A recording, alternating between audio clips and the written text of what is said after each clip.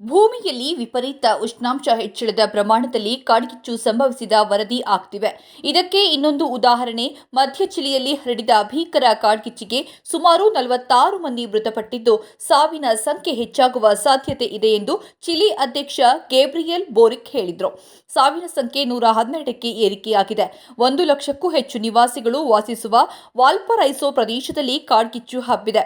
ಅಗ್ನಿಶಾಮಕ ಸಿಬ್ಬಂದಿ ಹೆಲಿಕಾಪ್ಟರ್ ಮತ್ತು ಟ್ರಕ್ಗಳನ್ನು ಬಳಸಿ ಬೆಂಕಿ ನಂದಿಸುವ ಕೆಲಸ ಮಾಡುತ್ತಿದ್ದಾರೆ. ಪರಿಸ್ಥಿತಿ ಗಂಭೀರವಾಗಿದ್ದು, ಇದು ಕಳೆದ 1 ದಶಕದಲ್ಲಿ ಚಿಲಿಯಲ್ಲಿ ಸಂಭವಿಸಿದ ಭೀಕರ ಕಾಡ್ಗಿಚ್ಚು ಎಂದು ಹೇಳಲಾಗಿದೆ. ಕಿಲ್ಪು ಹಾಗೂ ವಿಲ್ಲಾ ಅಲೆಮಾನದಲ್ಲಿ ಸುಮಾರು 19,770 ಎಕರೆ ಜಾಗ ಸುಟ್ಟು ಹೋಗಿದೆ. ನಾಗರಿಕರೊಬ್ಬರು, ನಾನು ಇಲ್ಲಿ 32 ವರ್ಷಗಳಿಂದ ವಾಸಿಸುತ್ತಿದ್ದೇನೆ, ಆದರೆ ಈ ರೀತಿಯ ದುರ್ಘಟನೆ ಸಂಭವಿಸುತ್ತದೆ ಎಂದು ಕನಸಿನಲ್ಲೂ ಯೋಚಿಸಿರಲಿಲ್ಲ ಎಂದು ಹೇಳಿದ್ದಾರೆ.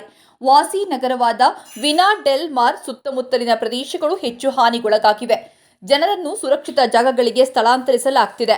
ಬೆಂಕಿ ವೇಗವಾಗಿ ಹಬ್ತಾ ಇದ್ದು, ಸುರಕ್ಷಿತ ಸ್ಥಳಗಳಿಗೆ ತೆರಳಲು ಸೂಚಿಸಿದರೆ ಹಿಂಜರಿಯಬೇಡಿ ಎಂದು ಸ್ವತಃ ಅಧ್ಯಕ್ಷರೇ ಜನರಿಗೆ ಮನವಿ ಮಾಡಿದ್ದಾರೆ.